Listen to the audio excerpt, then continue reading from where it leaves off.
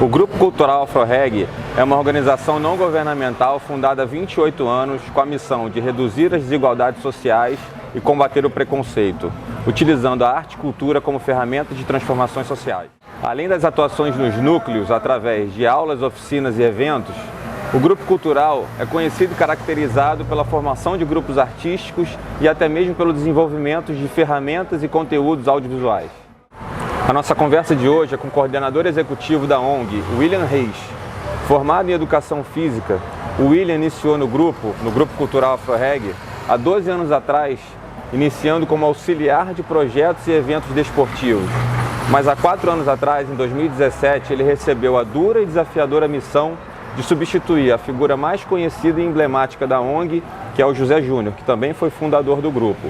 É para conversar sobre toda essa trajetória, sobre todos os projetos desenvolvidos até aqui e principalmente sobre os próximos passos e planos da ONG, que a gente está chegando aqui no prédio do Afro-Reg, no centro do Rio de Janeiro, mais especificamente na Lapa, para bater um papo com o William e conhecer o quartel-general, que é top do Afro-Reg. Então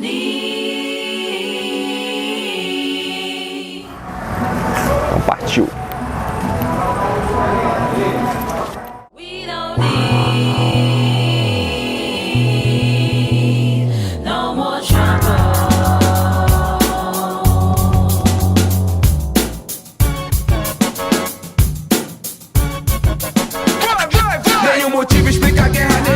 Nem a ganância, nem a vingança, nem o avanço industrial, nem a esperança, nem o ideal, nem em nome do bem contra o mal. Nenhum motivo explica a guerra, nem a sede de poder, nem o medo de perder, nem a ira, nem a mentira, nem a conquista territorial. Ninguém tem que fazer o que não quer. Nenhum motivo explica a guerra. Ninguém precisa ser o que não é. Nada justifica não. Fazer o que não quer. Nenhum motivo explica a guerra. Ninguém precisa ser o que não é. Nenhum motivo explica a guerra, nem cobiça, nem controle populacional, nem vergonha, nem orgulho nacional, nem a crença, nem a defesa, nem a raça, nem a fé. Nem a crença, nem a defesa, nem a raça, nem a fé. Ninguém tem que seguir o que não crê. Nenhum motivo explica a guerra.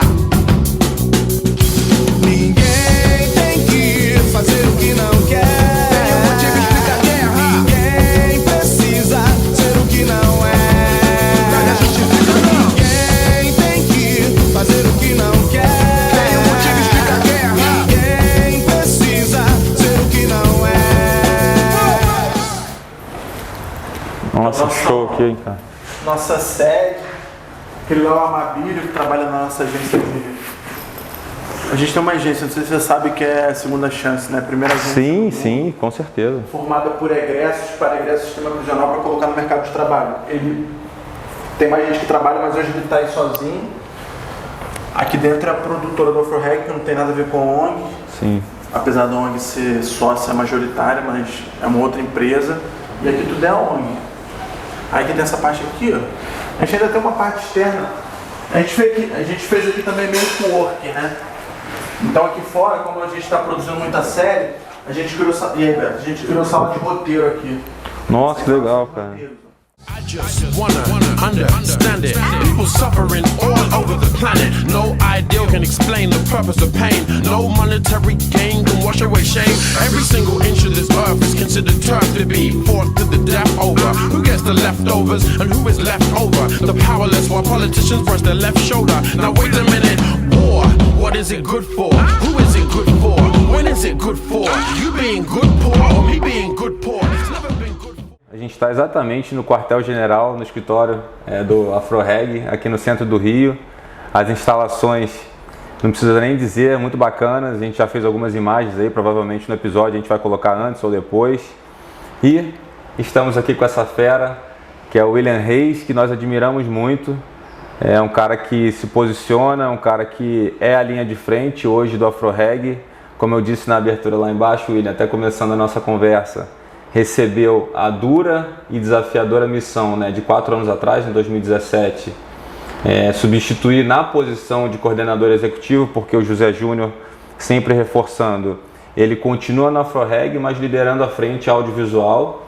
né? Mas a coordenação executiva do grupo cultural, ele passou o bastão para o William, que vem com essa missão de permanecer com todos os projetos, de continuar desenvolvendo esse lindo trabalho que admiramos do Afro-Reg, mas ao mesmo tempo trazer novas ideias, reposicionar o grupo e dar continuidade de uma maneira que ele também acredita que possa ser interessante, trazendo o seu conhecimento, trazendo as suas ideias também. Então, de antemão, a gente agradece mais uma vez a abertura do William para nos receber aqui, e a ideia é a gente bater um papo sem muito roteiro e desenvolvendo as ideias. Eu que agradeço a oportunidade aí de estar falando com vocês, esse papo aí que vai ser bacana. Legal demais, William. Vamos começar então pelo início, né? A redundância é necessária nesse momento. Você começou a sua história no Afro-Reg há 12 anos atrás, não é isso? Isso. Como é que se deu essa sua entrada no grupo e como que você recebeu também há 4 anos atrás esse desafio de substituir o Júnior nessa posição de coordenador executivo do grupo? Cara, entrar no Afro-Reg, contar essa história é bastante engraçado, né? Porque eu cresci no Complexo do Alemão, que tinha um Afro-Reg, mas eu nunca participei de nenhuma oficina do Afro-Reg, porque eu gostava de jogar futebol. Minha parada era futebol. O Afro-Reg era circo, percussão. Eu não tinha um Afro-Reg ali, mas eu não frequentava. Só costumo dizer que o Afro-Reg entrou na minha vida também naquela época, assim como entrou na vida de todo jovem negro de favela, com as ações que o Afro-Reg promovia naquelas comunidades. E no meu caso, se você falar assim, pô, William, o que te marcou crescer assim dentro de uma favela? Eu vou falar para você 2 casos. Um caso quando eu tinha 6 anos, que eu estava descendo para ir para a escola e tinha uma cabeça cortada no meio da rua. E aí o que mais me chocou não foi a cabeça em si, porque quando você mora na favela, a violência acaba se tornando algo natural. Mas o que me chocou foi a naturalidade que aquelas pessoas passavam pelaquela cabeça como se fosse absolutamente nada. E a outra coisa que me marcou, ali no próprio Complexo do Alemão, tinha um lugar que era uma Conlurb, e que hoje é a Vila Olímpica do Complexo do Alemão, Carlos Castilho, né? E essa Conlurb, o Afro-Reg fez um show dentro dessa Conlurb, que era um lugar que só fedia lixo, era um lugar que tinha rato. E o Afro-Reg promoveu um show lá, que o show era Mãe Desarme Seu Filho, com shows do Gabriel Prensador e do Cidade Negra. E aí eu fui com meus amigos. E aí foi a primeira vez que eu vi jovens negros sendo protagonistas de alguma coisa, de forma positiva. E o tráfico entregou arma pro Afro-Reg quebrar no palco. Então assim, Mãe Desarme Seu Filho e o tráfico entregando arma pro Afro-Reg quebrar no palco. Então aquilo ali me marcou muito.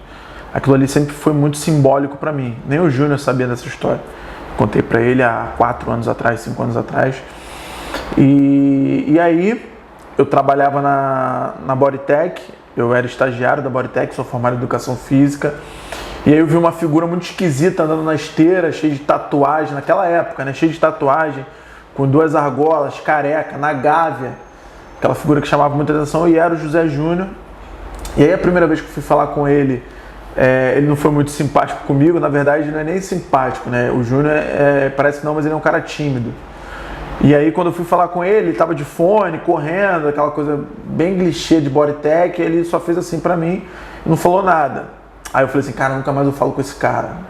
E aí um dia eu tava montando a série e tal na sala, ele passou, aí eu falei assim, caraca, de novo esse cara, daqui a pouco eu tenho que ir lá na esteira de novo. E esse cara lá... Aí, quando eu tô montando a série, uma aluna chegou pra mim e falou assim, pô, cara, aquele ali é o líder, né? Eu falei, líder? Líder de quê? A mulher falou, pô, líder do Afro-Reg. Aí eu cheguei e falei assim, pô, vou quebrar ele, né? Que eu conheço o Afro-Reg. Aí eu cheguei, ele tava correndo de novo. Aí eu falei, oi, tudo bem? Ele fez assim de novo, eu falei assim, pô, você é do Afro-Reg, né? Aí ele tirou o fone, que ele tava correndo de fone, ele falou, pô, sou sim. Eu falei assim, pô, cara, eu sou cria do Complexo do Alemão. Porra, quando eu falei isso, ele parou a esteira assim, caraca, que foda, porra, do Complexo, estagiando na Gávea. Fez maior festa assim, eu falei com ele, falei, pô, fui no show assim, que eu tinha ido no show do Titãs e nesse show. Foram os 2 shows que eu fui do Afro-Reg. Ele falou assim, caraca, foi... Aí começou a falar, ele desceu assim da esteira e falou assim, pô, você pode me alongar? E ele nunca tinha pedido pra ninguém alongar ele, né? Assim, ele não falava com ninguém. Aí eu fui alongar ele, aí ele começou, cara. Aí eu virei amigo dele, aí depois o meu contrato acabou na Bodytech. Aí ele me chamou pra trabalhar no Afro-Reg. Aí eu virei amigo da família dele, aí meio que ele virou meu pai. Aí depois fui crescendo aqui. Teve uma época no AfroReg que eu era uma pessoa que não tinha função nenhuma, aí eu fui achando meu espaço, na verdade também quando eu me aprofundei nas questões raciais, foi um momento também que eu ganhei muito espaço na ONG, foi um momento assim que eu finquei minha bandeira, eu quero falar sobre isso, quero trabalhar com isso, então foi um momento assim que eu viajei muito, virei palestrante da ONG, então assim, tudo por causa dessa minha questão de buscar as coisas, né? Eu estava num grupo cultural que é um dos mais conhecidos do Brasil, eu não sabia minimamente sobre questão racial, questão social, eu comecei a ler muito do estímulo do Júnior, e lendo, a primeira biografia que eu li foi do Malcolm X, que mudou minha vida, e aí fui lendo, fui me aprofundando, aí virei o palestrante oficial da ONG, aí eu viajei o Brasil inteiro, conheci 7 países, porque eu fui entrando em lugares que não tinham pessoas que faziam aquilo, e eu fui ganhando meu espaço ali. Aí uma época eu fui coordenador de alguns núcleos do AfroReg, coordenei um projeto muito grande do AfroReg, que trabalhava em 10 favelas do Rio de Janeiro, em parceria com o BID. Então assim, aí eu fui ganhando esse espaço e em 2017 ele me convidou para ficar no lugar dele. E aí ele fala que os outros coordenadores ele escolheu, não deram certo. Eu escolhi e vem dando certo. Então ele fala que então o diferencial foi que eu escolhi ele, não foi ele que me escolheu. E eu realmente escolhi para ser meu mentor social, questão de espiritualidade. Eu me reaproximei muito dessa questão de espiritualidade por causa do Júnior, a questão de ler, essa questão dele ser uma pessoa muito honesta. Então isso também me fez, assim, várias coisas assim, me fez inspirar no Júnior. Tem muita coisa que a gente não se parece. Por exemplo, eu gosto de sair, eu gosto muito de sair, ele não gosta de sair, eu gosto de noitada, eu gosto de curtir. Ele é um cara super caseiro, ele é um cara que ele vive para ficar em casa. Nisso a gente é diferente, mas outras coisas a gente é diferente. Eu ligo muito para a questão da estética, ele também. Então isso tudo vem dessa referência que eu tive no Júnior como pessoa e como líder social. Você citou aqui, né, e eu também li a seu respeito, que você morou no Complexo do Alemão entre 6 e 17 anos, 6 para 7 anos até 17, ou seja, uma década. E você falou uma coisa muito interessante numa das suas colunas, eu não falei anteriormente, mas o William, para quem não sabe, também é colunista da revista Veja. Recomendo, inclusive, os artigos, são muito legais, são muito bem construídos. Inclusive, você traz uma narrativa da construção diferenciada das etnias e dos grupos sociais, dos grupos étnicos, inclusive diferenciando cada favela, e é muito legal isso. Mas você cita numa das suas colunas que, dentro dessa década, eu achei interessante você dizer que foi muito importante para você desenvolver o seu senso coletivo, né? Você usa essa expressão. Por que na favela isso aflorou mais ainda para você esse senso de coletividade, talvez pela união das pessoas? Eu não sei o que você, não sei se você lembra que você escreveu isso, mas uma ideia geral, conceitualmente, o que você quer dizer com isso? Foi o primeiro texto que eu escrevi para Veja, porque assim, eu me considero um cara diferente.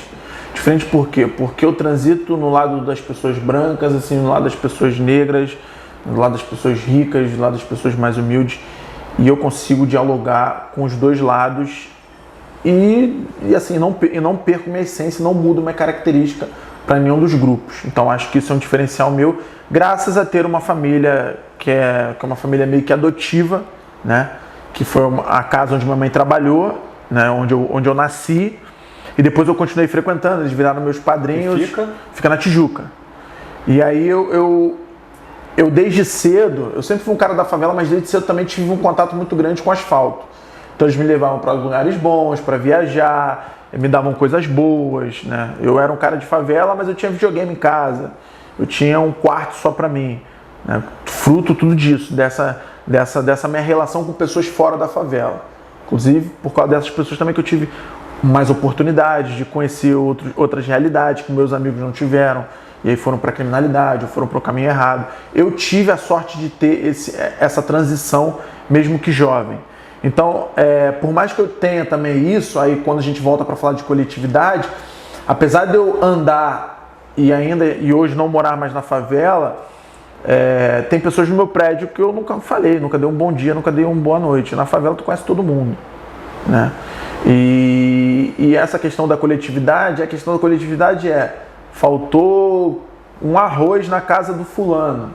Você tem meio quilo de arroz, você divide o meio quilo de arroz e dá para essa família. A questão que tem reduzido muito, mas isso era muito forte na minha época e ainda continua em algumas favelas. Essa questão das pessoas vizinhas se preocuparem com o filho dos outros, meio que cuidar, né, um do outro. A questão de, as pessoas não se falam, mas morre alguém da família, as pessoas estão se ajudando, estão perto, vão dar meus pêsames, sabe? Toda essa questão. Então isso tudo para mim é uma questão de coletividade, né? E se você olhar bem na história, isso é muito de quilombo, né? Essa coletividade é muito de quilombo. Então eu falo que as favelas, muitas pessoas acham que não, mas eu discordo, mas eu acho que as favelas hoje são os quilombos contemporâneos, né? Eu acho que são essas favelas, né? Então eu acho que essa questão de coletividade eu só vejo na favela. Eu só tenho um vizinho meu com quem eu moro, que é o Cadico, que ele me conhece desde pequeno, que é parecido com esse clima de favela. É um cara que ajuda todo mundo, é um cara que fala com todo mundo, que todo fim de semana tá fazendo churrasco, tá reunindo para ver o jogo na casa dele. Isso é muito dos meus tios da favela. Eu vejo nele muito disso. Então, mas é uma raridade. Mas essa questão de coletividade não tem. Essa questão das pessoas do respeito às pessoas mais velhas. Eu sou de uma escola que responder uma pessoa mais velha é tipo um crime, né? Então, eu aprendi muito isso na favela. Então, hoje eu vejo pessoas da minha idade que não estão nem aí para pessoas mais velhas. Que são, por exemplo, da Zona Sul. Que não tem essa questão. Então, essa coletividade, quando eu falo de coletividade, é nesse sentido. Você acredita que essa composição do seu perfil de dualidade, de desde sempre ter essa maturidade de conviver com todas as esferas, de algum jeito também fez com que, dentre outras opções, imagino eu, o Júnior identificasse em você uma pessoa, dentre tantas outras questões e até características suas, mas como complemento, você entende que essa foi muito importante na tua formação como sujeito, como ser humano, sempre ter essa composição de olhar, essa dualidade, para que tivesse uma cabeça mais, digamos assim, aderente ao todo? Eu tinha, antes de conhecer o Júnior, mas não tinha colocado em prática. Quando eu conheci e vim para a Afro-Reg, eu coloquei em prática porque eu vi ele fazendo isso. Ele sempre fez muito isso. Ele é reconhecido por fazer isso. Exatamente. De conectar, né, o favela com o asfalto. Exatamente. Então aqui eu vi que eu tinha esse potencial e potencializei. Então eu comecei, né, por exemplo, a última vaquinha que eu fiz do Afro-Reg, a maioria das pessoas que ajudaram são pessoas da Zona Sul. Eu tenho um amigo meu, que é de Ipanema, o Pedro, que ele passou o chapéu na casa dele e trouxe uma prata pra cá. E a família dele me admira muito pelo trabalho que eu faço, sabe? Então, acho que eu coloquei isso em prática justamente por eu já transitar, mas não sabia como transformar isso no meu trabalho, sabe? Então, sim, e era natural seu, né? Porque você cresceu já dessa maneira, né? Aí eu potencializei pro social. Perfeito. Então, o Júnior mesmo fala, cara, tu tem uma parada que poucas pessoas têm. Essa parada de falar com branco, com preto, com rico, com pobre. São poucas pessoas que têm isso no Brasil. E você tem e você faz muito bem, então você tem que usar muito, muito isso. O grande valor de um projeto, de uma organização que tenha objetivo social, né, de diminuir a desigualdade social, é exatamente agregar, né, os lados diferentes de uma sociedade, né? Porque esse é o grande valor, de você trazer a conscientização e a aproximação de todas as partes, né? Exatamente. Isso faz parte muito do Afro-Reg desde o princípio, e eu vejo muito isso nas suas falas, nas suas ações, nos projetos. Cada vez mais eu faço isso.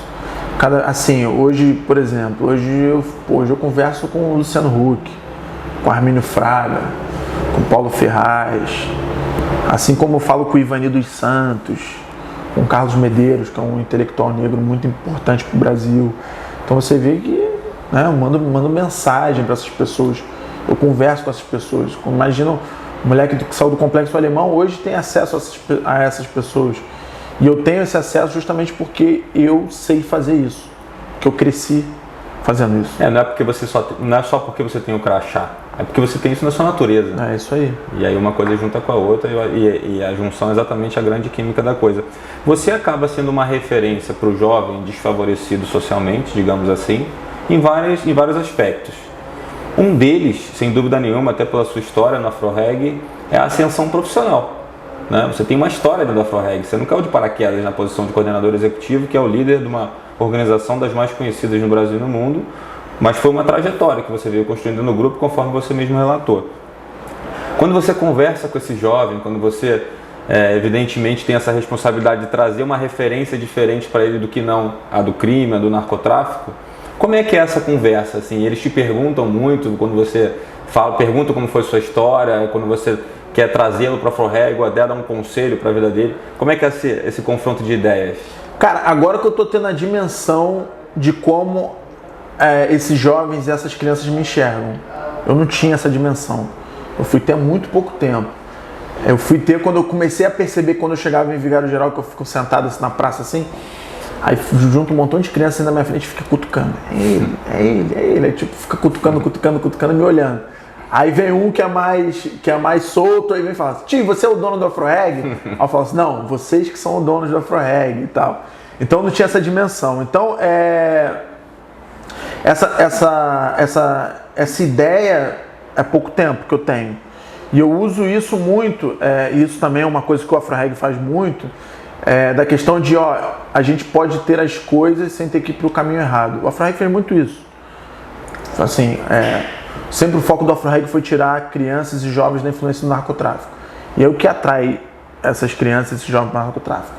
Roupa, mulher, porque a maioria são homens, são meninos, homens, moto, carro, status. E aí o Júnior falou assim, olha só, mesmo a força magnética que atrai esses jovens do tráfico, a gente vai pegar e vai utilizar para afastar eles do tráfico. E aí é isso, aí quando eles começam a ir para a Europa, voltar com um tênis que nem o cara de lá tem o tênis. Entendeu? Voltar com umas roupas que ninguém tem. É você conseguir ter uma esposa, você conseguir ter uma casa, é você conseguir ter respeito, você ter status. E ter uma referência de que deu certo. Que é aquela licença, o jogador de futebol ou o cantor, né? Geralmente é isso. Mas não. Ele é o coordenador do centro cultural, é o jovem que trabalha hoje com circo e foi morar fora, é a pessoa que virou um puta produtor musical. Então a gente começou a mostrar essas referências e pegar essas pessoas e trabalhar em cima delas. Então, assim, hoje eu entendo que é isso. E quando eu sou visto, e o que chama a atenção desses jovens é que está todo tatuado, sempre bem vestido, cabelo descolorido, carismático, fala a mesma linguagem, e ao mesmo tempo que está ali, está em outro lugar, porque eles acompanham na rede social. Enfim, então, eles me observam muito nesse sentido. Muito na questão estética, muito na questão também de ascensão dentro do grupo. Então, é basicamente isso. Você vê, existem, acredito eu, no dia a dia, porque vocês têm alguns núcleos e muitas portas de acesso ao Afro-Reg, né? Essa turma chega com essa visão de carreira também, com a possibilidade de uma carreira dentro do Afro-Reg, para além dos núcleos, mas de ser um executivo, digamos assim, do Afro-Reg, ou ainda não acontece muito isso? Na verdade, as pessoas que procuram o Afro-Reg procuram uma única oportunidade, independente de qual seja a oportunidade. Aqui é o lugar que eu posso falar que o que a sociedade não quer e demoniza, o Afro-Reg quer, transforma e dá oportunidade. Então ali não é em um segmento. As pessoas procuram por uma oportunidade, uma chance, uma oportunidade. E aí quando surge essa oportunidade, ela se agarra naquilo ali. Aí seja no circo, ou seja num curso de audiovisual, ou seja na agência nossa Segunda Chance, que é a primeira agência no mundo formada por egressos, para egressos do sistema prisional entrar no mercado de trabalho. Então, e às vezes, como geralmente essa população que sai do sistema carcerário, são pessoas que têm uma experiência profissional muito baixa, então às vezes são empregos muito simples. As pessoas se agarram naquilo ali de uma forma como se fosse a única oportunidade da vida deles de tentar mudar a realidade ali daquela família e também mudar. Entendeu? Sim, eu acho muito interessante essa abordagem do Segunda Chance, porque todo projeto que favoreça o egresso do sistema carcerário, na realidade, muitas pessoas têm preconceito e tem até um certo distanciamento quando sabe que uma pessoa vem do sistema carcerário, mas muita gente não pensa que a oportunidade dada, além de socialmente e humanamente ser um ato interessante, é uma chance de não se retornar para o crime. Então tudo aquilo que você injeta de apoio para alguém ter uma nova oportunidade que veio do sistema, na verdade você também está estabelecendo um papel social de evitar que essa pessoa retorne para o crime. Então você ajuda a não aumentar a criminalidade novamente se você der a oportunidade. Muita gente não pensa por esse lado, por incrível que pareça. Mas as pessoas não pensam por esse lado por causa do racismo e do classismo. Isso, perfeito. Exatamente, porque assim, um cara, por exemplo, que ele é preso numa lava-jato da vida, as pessoas não usam o slogan bandido bom é bandido morto. Perfeito. Mas quando o bandido bom é bandido morto é preto e favelado, aí convém. Mas quando não é, merece uma segunda chance, merece uma reabilitação, merece isso, não fez por mal, não foi bem assim. Aí agora o garoto ali que tá roubando na rua ali merece morrer, merece ser preso, merece tudo. Não que o Afro-Reg não defende a impunidade, tá? Até porque todas as pessoas que trabalham no Afro-Reg, que são egressos, eles pagaram suas penas e se arrependeram do que fizeram. Então eles merecem ter uma segunda chance, até porque o Brasil, existe uma Constituição no Brasil e existem leis no Brasil. Então a partir do momento que ele paga aquilo na justiça, ele tem o direito de recomeçar. Perfeito. Né? E se cometeu um crime, independente de ser certo ou errado, foi por algum motivo. Foi por uma necessidade, foi por uma carência, independente qual foi o motivo. E se não houver a segunda oportunidade... vai continuar. Então, isso que eu quis dizer... E vai atingir a sua família, às vezes atinge a tua família, que você que está aí falando isso aí... O papel de dar uma chance é exatamente de contribuir para que ele não retorne por algum motivo qualquer ele que seja. Porque hoje a violência é democrática, né? Antigamente ela só estava ali nas favelas, ali naquelas áreas ali. Hoje a violência está no Rio de Janeiro inteiro. Então ela afeta tantas pessoas que são ricas, claro que menos, uma proporção menor, e as pessoas pobres numa proporção maior. Mas essa questão dessa oportunidade é muito nesse viés aí do racismo e dessa questão de classe. Com certeza é, porque se fosse outra pessoa, se fosse uma pessoa branca da Zona Sul, merece uma segunda chance. Não foi bem assim. E aí você tem diversos exemplos nessa questão. Sem dúvida. Você, uma das coisas que, na sua vinda, né, eu já li bastante coisa, a nova cara da Afro-Reg, ou até intervenções suas em entrevistas dadas, uma coisa muito interessante que você uma vez ou algumas vezes usou é reposicionamento. Quando a palavra vem de reposicionamento, para além da continuidade de muita coisa que já vem sendo feita boa, obviamente, pela história de vocês com 28 anos de vida, o reposicionamento significa exatamente o quê? De onde para onde? Cara, então, em 2017, o Afro-Reg, assim como diversos projetos sociais, eles sofreram com a crise do país, muitos projetos fecharam e tal. E nessa crise, foi bom, aí vem a palavra reposicionamento sendo em prática, a gente também teve que se repensar como um modelo social, como um modelo de projeto social. Então assim, acho que as nossas oficinas podem melhorar aqui, acho que a gente pode trabalhar em outra área, que aí vem a questão do Afro Games. O Afro Games ele nasce nessa crise. Nessa crise e nesse reposicionamento do Afro Games. Pode aproveitar se quiser falar agora do Afro Games, o que significa? O Afro Games é o primeiro centro de esporte no mundo dentro de uma favela. E esportes, né? E esportes. Isso. Então o Afro-Reg montou toda uma estrutura dentro de uma favela de ponta, com computador top, com cadeira top, com psicólogo, com preparador físico, com time, com aula de inglês, dentro de uma favela, com uma internet boa, dentro de uma favela, para inserir um dos mercados que mais cresce no mundo. O games não para de crescer no mundo. Só que a gente observa que ainda é elitizado. É elitizado, exatamente. Ainda é uma bolha, e o Afro-Reg vem para fora dessa bolha.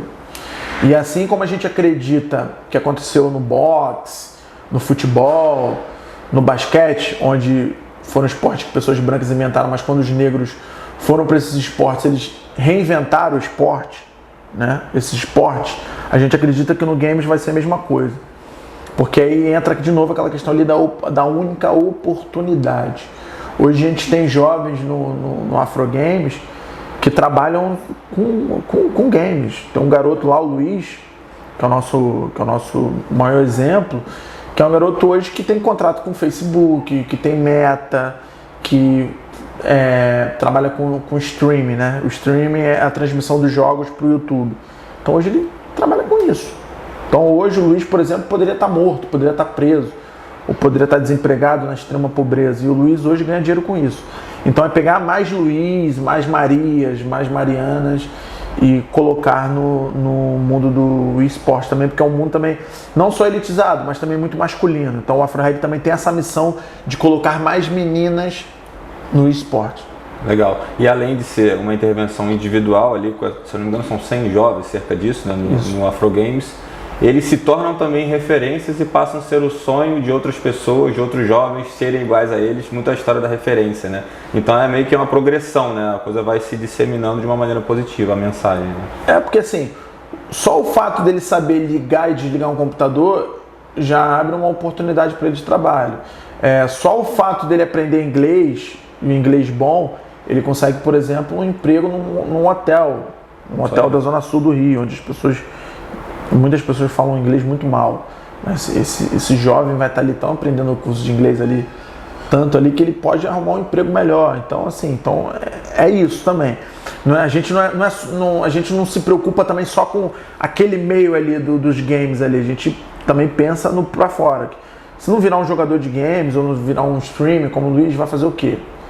Então, hoje o inglês possibilita muitas coisas, né? Muitas oportunidades. Então, tá aprendendo inglês, por exemplo. Sim. Programação de jogos, criador de trilha sonora de games. Então, tudo hoje tem garotos de 12 anos de favela programando jogos. Onde você viria isso? Sim, formação profissional como um todo, né? E a Coluna Veja? Como é que surgiu na sua vida? Já mencionamos aqui sobre isso. É um canal de acesso muito grande, né? A tiragem de uma Veja, agora na própria internet as coisas acabam passando de um para o outro. Como é que surgiu e como é que é essa estruturação dos artigos? Assim, eu recomendo realmente porque a narrativa é muito legal. Como é que surgiu isso para você? Eu tenho uma assessoria de imprensa, né, que toma conta de mim, e assim, pro bono, que é a Arrebento. E aí elas me apresentaram uma menina da Veja. E aí a menina da Veja, a gente foi almoçar e tal. Aí eu contei minha história, ela gostou. Aí foi pra Veja e falou com a Fernanda, contou a minha história e tal. Aí a Fernanda gostou muito.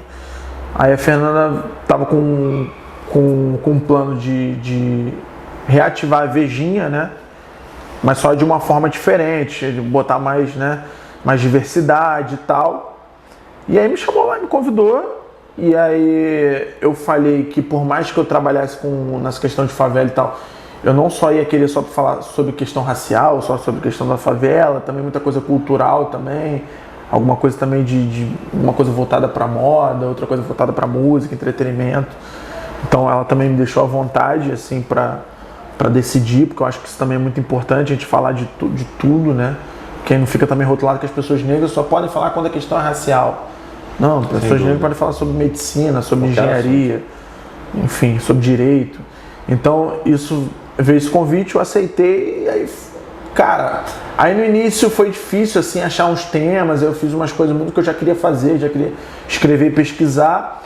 E aí, um dia eu tô na casa da minha mãe, na Vila Cruzeiro, e aí eu comecei a perguntar pro marido dela, e ela também me contando, minha mãe não é cria de lá, o marido dela sim. Aí ele começou a me falar ali algumas histórias da Vila Cruzeiro, né? De águas de fonte natural. No quintal da minha mãe mesmo tem uma fonte de água natural. E aí eu fui pescando aquilo ali, né? Vendo. Aí comecei a reparar, porque assim, quando você também se envolve com as questões raciais, você começa a observar muitas favelas. Aí eu vi lá que era uma favela muito de pessoas retintas. Eu comecei a... né, E aí, cara, quando eu chego para pesquisar, eu falo com um cara que é o Marcelo, que é do Movimento Negro, do MNU. E aí o Marcelo vai e me fala, pô, cara, senta aqui. Aí ficamos no telefone um tempão, 1 hora no telefone, ele me contando várias histórias. E eu comecei a pesquisar e eu descobri que ali foi um lugar onde tinha um padre republicano, simpatizante, as pessoas negras, que cedeu o espaço ali para aquelas pessoas se realocando depois da abolição. Então as pessoas negras foram ficando ali. E aí olha a Vila Cruzeiro é um terreno todo da Igreja da Penha. Poucas pessoas sabem disso. É da Igreja da Penha. E ali virou uma favela. E aí por que as pessoas negras foram para lá? por causa dessa diversidade de riqueza. Então, lugar de muita fartura de peixe, de água, de outros animais, né? Então, ali foi se criando ali esse pós-quilombo, né? Pós-quilombo e ficando ali com algumas culturas negras que permanecem até hoje, como a questão da capoeira, a questão do funk, da música negra sempre foi muito forte, a questão do próprio futebol com Adriano Imperador, a própria questão dos salões de beleza de mulheres negras, que foram os primeiros lugares ali das mulheres negras conseguirem dinheiro. E aí eu mergulhei naquilo ali, foi um sucesso a primeira matéria, e aí eu fui pesquisando sobre outras favelas. Aí escrevi sobre o Jacarezinho, escrevi sobre a Nova Holanda, enfim, fui falando sobre várias favelas. E aí uma coisa é puxando a outra, uma coisa das minhas curiosidades é um puxando a outra, né? Porque a Zona Sul teve uma remoção de favela muito grande, né? E aí foram criadas algumas outras favelas para que essas pessoas forem para lá, porque na Zona Sul não queria ter favela, né? Algumas até tem hoje, mas a ideia era que não tivesse nenhuma. E aí é por isso que nasce a Cidade de Deus, é por isso que nasce a Nova Holanda, é por isso que nasce a Vila Kennedy, a Cidade Alta. É tudo fruto dessa realocação. E aí você vê que tem muitas pessoas que têm, eu tenho família, por exemplo, Nova Holanda, eu tenho família na Vila Kennedy, tenho família na Cidade Alta. É porque as famílias foram se separando e foram para lugares diferentes. Isso. É justamente por isso. Então, entender isso é entender hoje esse Rio de Janeiro, né? Essa questão das favelas, essa questão da diversidade étnica. Isso é fundamental o carioca entender cada uma dessas favelas para entender por que hoje a cidade do Rio de Janeiro é dessa forma. A origem, né? E todo mundo acha que todas as favelas são iguais umas às outras, né? Obviamente existe muita similaridade pela questão cultural e social, mas cada um tem uma origem, cada uma tem uma história. Inclusive, eu tive a sorte, eu sou formado em psicologia, não te falei isso, mas tive a professora chamada Cecília Coimbra, que escreveu um livro, Operação Rio, o mito das classes perigosas, e ela fala um pouco dessa história. Quem não leu, até recomendo. William, você mencionou que você deu muitas palestras, se não me engano, 7 países, né? Além do Brasil, 7 países. Como é que você percebe a nossa maturidade no que diz respeito a empreendedorismo social, a projetos sociais, quando comparados a esses outros países? Imaginou que você deva ter conversado com pessoas, tido referências e até a opinião deles sobre o que eles veem no Brasil. Você acha que o nosso país está atingindo uma certa maturidade ou ainda falta muito para que as pessoas de fato tenham esse ímpeto de empreender socialmente, criar projetos como o Afro-Reg? Acho que depende do país que você fala, né? Por exemplo, a situação do negro no Brasil é muito superior à situação do negro na Colômbia, por exemplo. Foi onde eu fui mais vezes, né? Fui 2 vezes para a Colômbia e tive a oportunidade de palestrar na Universidade de Cali. O Brasil, nessa questão social, racial, é uma referência lá. Uma referência assim que tu via a galera com brilho nos olhos, assim, te olhando, nem piscava, um silêncio, tinha mais silêncio lá do que numa missa, por exemplo. Isso aí bizarro. E na Colômbia eu pude ver a força que é o Afro-Reg. Porque eu fui no interior de Cali conhecer um projeto, e aí quando eu cheguei lá, que eu desci da van, um lugar muito pobre, cara, tinham 2 moleques colombianos, preto, com uma revista do Afro-Reg, falando que o Afro-Reg que inspirou eles a criar um projeto social e uma banda de música. Eu fiquei de bobeira com isso. Eu falei assim, caraca, meu irmão, o Afro-Reg realmente é uma potência. E os caras estavam lá me esperando, né? Segurando ainda a revista. Um com o outro segurando assim pra eu ver. Quando eu olhei, eu não acreditei a revista do Afro-Reg. Então, assim, depende do país. Então, assim, a gente até fala, o Brasil, mas tem muitas coisas também que a gente é referência para outros lugares, né? A Colômbia é um exemplo disso, né? Vocês continuam sendo chamados, quer dizer, não agora na pandemia, né? Mas é recorrente. O Afro-Reg está, ou na sua figura ou de outra pessoa, falando, trazendo as referências, contando a história de vocês. Quando o assunto é prevenção da violência através da arte e da cultura, não tem para ninguém no Brasil. A gente é campeão. Sem modéstia à parte. Quando a gente fala assim, isso pode ser arrogante, né? Mas todas as pessoas que eu tenho como referência que eram arrogantes foram muito bem sucedidas, né? Muhammad Ali é um. Então, eu posso falar, quando fala de prevenção à violência através da arte e da cultura, como ferramentas de transformação, falando de Brasil, comparando com a Afro Reggae, não tem pra ninguém. A gente é imbatível nisso. Sim. Imbatível. Sim. E vocês, até uma curiosidade, a banda Afro Reggae agora é a AR21, é isso? Não, a banda acabou. Não, hoje a gente tem o bloco de carnaval. Hoje a nossa toda essa questão da música está concentrada no bloco Afro Reggae, que é uma coisa também que eu tô repaginando, que eu tô reposicionando, que eu tô mudando algumas coisas, botar uma cara, por exemplo, uma coisa que a gente nunca fez, oficina paga, né? A gente fez ali no último carnaval na Fundição Progresso. A gente colocou oficinas para pessoas que de fora da favela, né? Porque a gente sempre, como projeto dentro da favela, a gente não cobra, a gente é ONG também, claro. Mas fora da favela se chama negócio social isso. Então a gente começou ali, então eu já tenho uma ideia de fazer uns ensaios do bloco Afro Reggae com uma atração maneira, puxando esse bonde. Então hoje a música se concentra no bloco Afro Reggae. William, tem alguma coisa com a Afro Reggae que você ainda não fez, mas quer fazer? Tem. Primeiro eu quero montar um projeto de boxe dentro do Afro Reggae, tenho muita vontade. Acho que seria muito bom, seria muito prazeroso. Eu acho que o boxe, né, a história do boxe, você vê que vai muito com essa questão de pessoas muito pobres que não conseguem ascender socialmente, e aí se agarra no esporte, não só também para ascender ou para ganhar dinheiro, mas também para questão da saúde, questão da estética, questão da concentração, a questão do foco. Então eu tenho muita vontade de criar um projeto de boxe e tenho muita vontade de criar um projeto no Afro Reggae que é a formação de líderes de direitos humanos. Eu tenho muita vontade assim, de ensinar para cada jovem dessas favelas, possíveis lideranças, novas lideranças da favela, explicar os seus direitos, né? Os direitos dos direitos humanos, explicar, né? Então, assim, colocar ele assim, você tem esse direito que é um direito universal. Então, é capacitar essas pessoas, né? Capacitar para que elas sejam ativistas desses locais. Então, eu tenho muita vontade também de fazer esse projeto. Eu sei que a Afro Reggae tem projetos grandiosos desde sempre e acontecerão muitas coisas daqui para frente, principalmente depois que a pandemia der uma minimizada, poder cada vez ter mais eventos também. Mas pela própria estrutura que vocês têm, certamente vocês têm parceiros, né, mantenedores, apoiadores, grandes empresas, eu sei que caminham junto com a Afro Reggae há bastante tempo. Quem que você de repente poderia mencionar para a gente que faz? Cara, acho que a empresa, né, que assim foi fundamental para esse reposicionamento do Afro Reggae, a gente tem que agradecer muito a Ambev.